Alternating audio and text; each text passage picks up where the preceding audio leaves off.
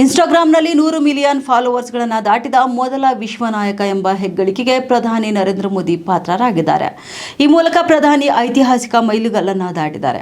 Meta ಮಾಲೀಕತ್ವದ ಸಾಮಾಜಿಕ ಜಾಲತಾಣದಲ್ಲಿ ಈ ಮೈಲಿಗಲ್ಲು ಸಾಧಿಸಿದ ಮೊದಲ ಜಾಗತಿಕ ನಾಯಕ ಮತ್ತು ರಾಜಕಾರಣಿ ಎಂಬ ಹೆಗ್ಗಳಿಕೆಗೆ ಅವರು ಪಾತ್ರರಾಗಿದ್ದಾರೆ. ಭಾರತೀಯ ಪ್ರಧಾನಿ 2014ರಲ್ಲಿ ಸಾಮಾಜಿಕ ಮಾಧ್ಯಮವನ್ನ ಸೇರಿದ್ರು. ಅದೇ ವರ್ಷ ಅವರು 333 ಸ್ಥಾನಗಳೊಂದಿಗೆ ಬಿಜೆಪಿಯನ್ನು ಅಧಿಕಾರಕ್ಕೆ ತಂದಿದ್ದಾರೆ. ಕಳೆದ 12 ವರ್ಷಗಳಲ್ಲಿ ಲಕ್ಷಾಂತರ ಅನುಯಾಯಿಗಳು ಇವರ ಇನ್ಸ್ಟಾಗ್ರಾಂ ಖಾತೆಯನ್ನ ಫಾಲೋ ಮಾಡ್ತಿದ್ದಾರೆ. ಇನ್ನು ಪ್ರಧಾನಿ ಮೋದಿ ಅವರು ಅಮೆರಿಕ ಅಧ್ಯಕ್ಷ ಡೊನಾಲ್ಡ್ ಟ್ರಂಪ್, ಬ್ರೆಜಿಲ್ ಅಧ್ಯಕ್ಷ ಲೂಲಾ ಮತ್ತು ಟರ್ಕಿಶ್ ಅಧ್ಯಕ್ಷ ಎರ್ಡೋಗನ್ ಸೇರಿದಂತೆ ಹಲವಾರು ಜಾಗತಿಕ ನಾಯಕರನ್ನ ಹಿಂದಿಕ್ಕಿದ್ದಾರೆ.